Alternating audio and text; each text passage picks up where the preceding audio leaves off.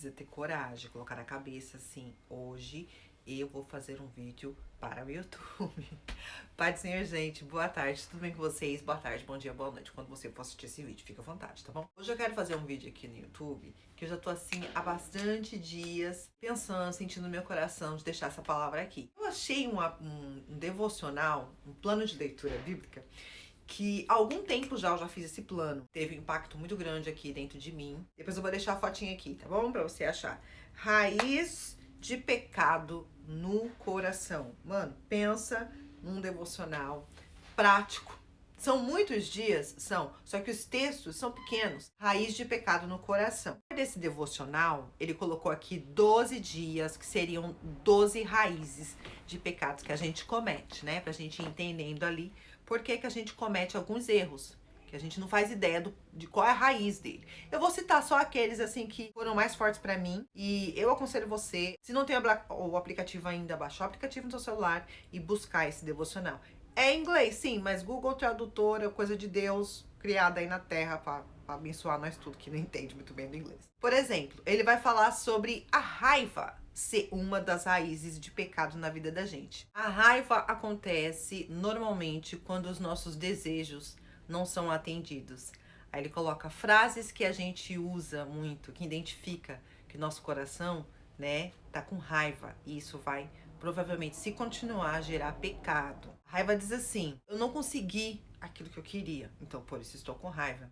Eu estou desapontado, eu estou frustrado, e isso me gera raiva. Sabe quando as coisas não acontecem do jeito que você achava que tinha que acontecer? E aí você fica virado na raiva? Então toma cuidado, porque isso é raiz de pecado.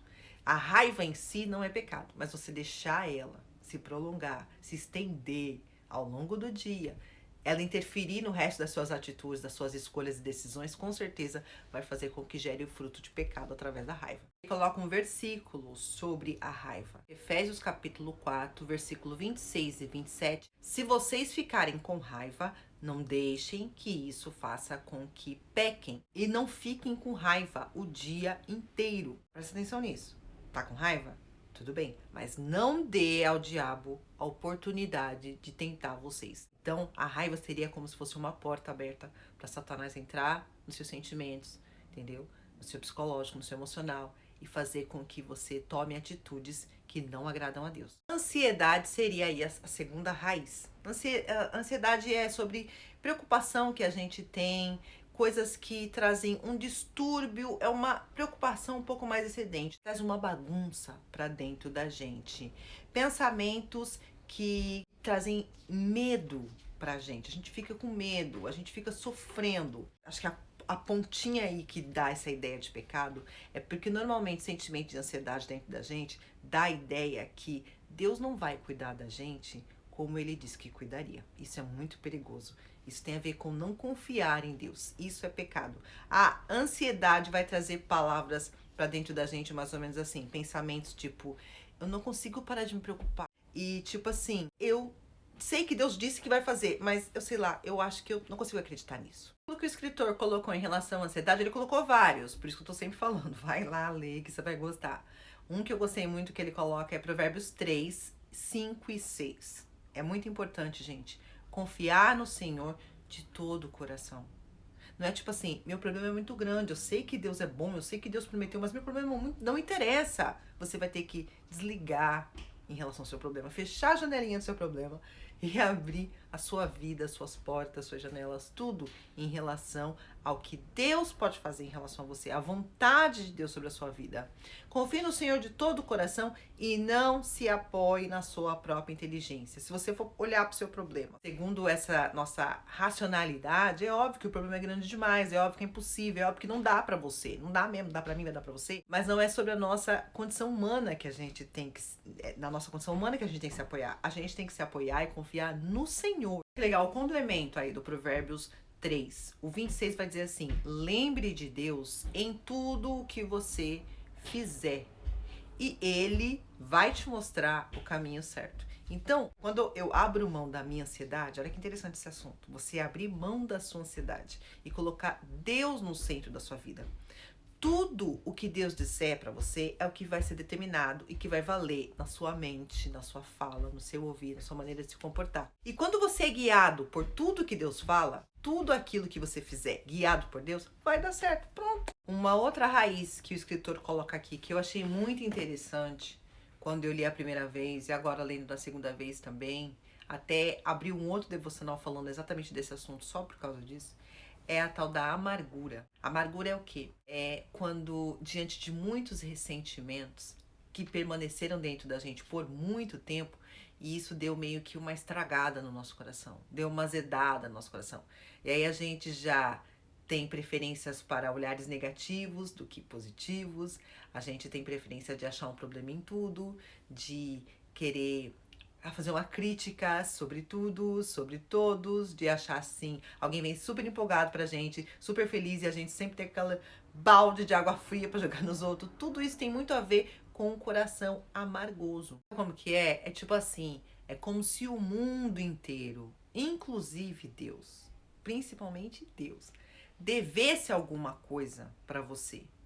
E aí, tipo, você fica com aquele ressentimento gigante dentro de você. Você acha que estão devendo, que você merecia alguma coisa a mais. Cuidado com a amargura. Ele deixa Hebreus 12, que é um versículo que eu acho top. 12, capítulo, versículo 14 e 15.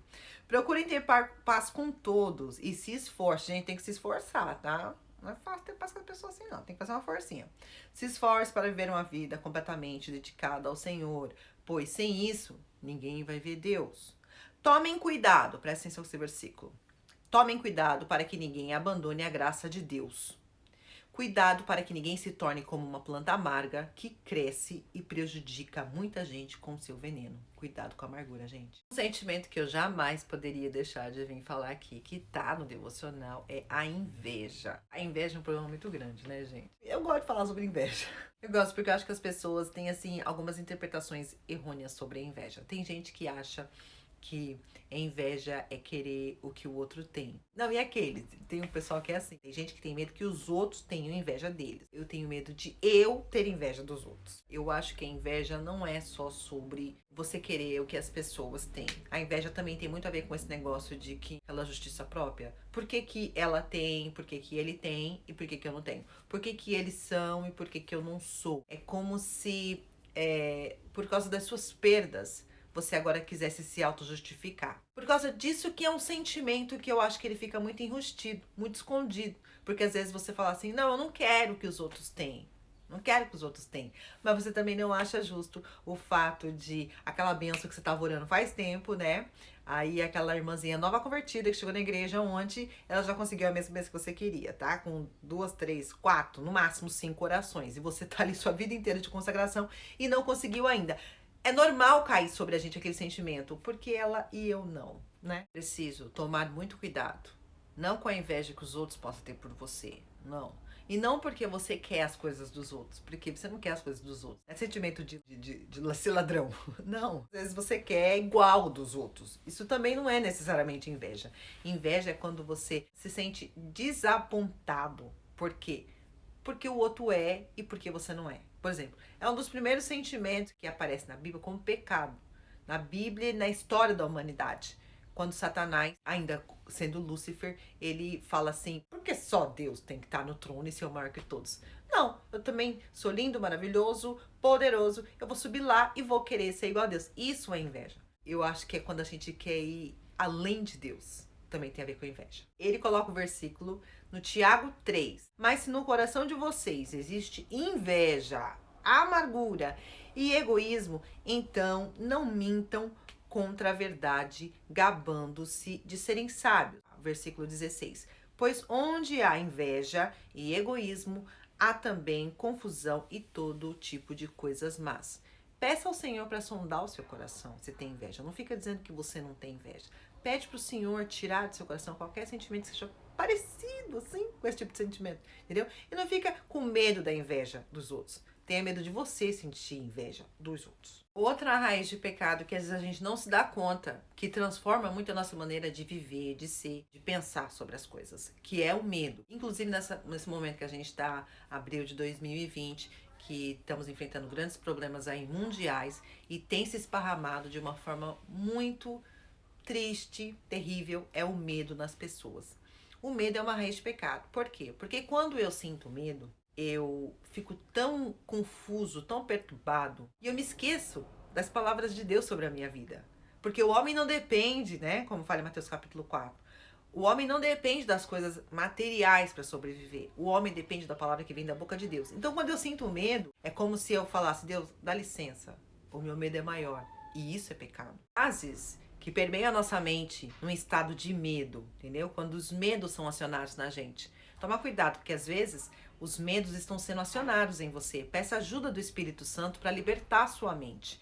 O medo vai fazer com que você pense assim: Deus deixou as coisas fora do controle. Porque a gente fala o tempo todo que Deus está no controle. Mas aí quando o negócio pega e o arreio acerta nas pernas da gente, dá a sensação que Deus não está mais no controle. Mas Deus continua no trono, reinando soberanamente. E é dele que vem a palavra sobre a nossa vida. Dá um glória, igreja. E aí a gente, quando tá sobre pressão do medo, a gente fica criando situações ou procurando situações para se salvar, entendeu? Como se a gente dependesse da gente mesmo para se salvar. E nisso a gente pode até acabar desobedecendo a Deus, tomando decisões, fazendo escolhas, por motivo do medo, que desobedecem a Deus. Para essa raiz, eu quero deixar o livro de Josué, capítulo 1, que é exatamente o que o escritor usa também.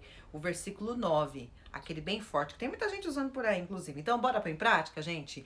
Lembrem da minha ordem. Camila, e você que está me assistindo, seja forte, seja corajosa, corajoso. Não fica desanimado, não fica prostrado, não fica com medo, porque o Senhor, seu Deus, Ele é o seu Deus, então Ele estará sempre com você, em qualquer lugar para onde você for.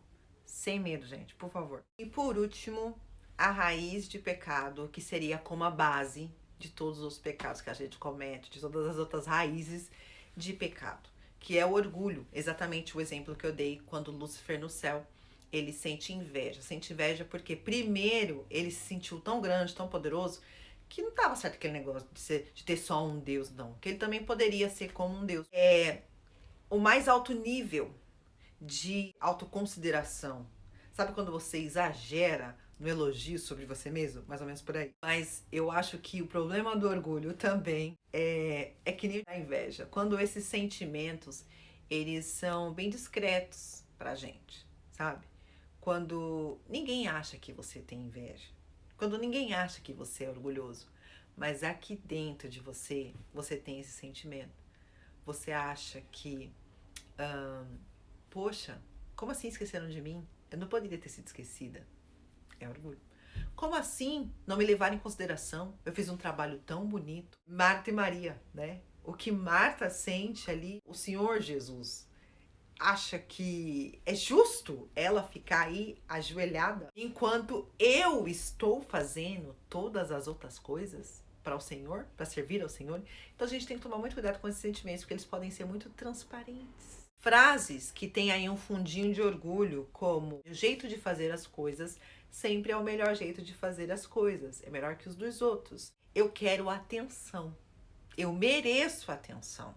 Eu sou digna desse reconhecimento, porque eu fiz A, B, C ou D. É orgulho. Eu sou melhor que os outros. Eu mereço mais do que os outros. Isso também é orgulho. Para finalizar, eu quero deixar aqui o versículo que tem aí o assunto do orgulho, um dos, tá em Provérbios capítulo 16, versículo 18. O orgulho leva a pessoa à destruição e a vaidade faz cair na desgraça. Então quer dizer, toda desgraça, toda destruição é antecedida por um sentimento de orgulho, que vem a ser a base de todas as outras raízes de pecados que a gente mantém no nosso coração. Eu falei aqui de orgulho, de inveja e algumas outras coisas mais. Algumas coisas aparecem mais, outras ficam mais ali transparentes, que nem uma coisinha, um líquido venenoso que a gente joga num copo d'água e que ninguém consegue ver. Que a gente tome cuidado quando a gente olha para o nosso próprio coração. e ver o que tem lá dentro do nosso coração. A Bíblia tem inúmeros versículos sobre presta atenção sobre você mesmo, cuidado com o que você pensa, cuidado com o que você deixa no seu coração. Analise-se, pois, o homem a si mesmo. Então, coma, beba, né? Participe ali da ceia, da aliança com o Senhor. Porque nós precisamos analisar o que a gente tem aqui dentro. Às vezes é bom se silenciar e prestar atenção no que é que está gerando essas confusões externas, né? Porque às vezes a gente acha que são os outros que estão causando isso pra gente. São os outros que estão nos levando a cometer alguns erros, a pecar, a tomar algumas decisões erradas. Mas se a gente se silenciar e prestar atenção, principalmente com a ajuda do Espírito Santo de Deus, ele vai mostrar aonde está as raízes estragadinhas dentro da gente, causando esses frutos ruins. Paz do Senhor, gente. Com Deus. Tchau.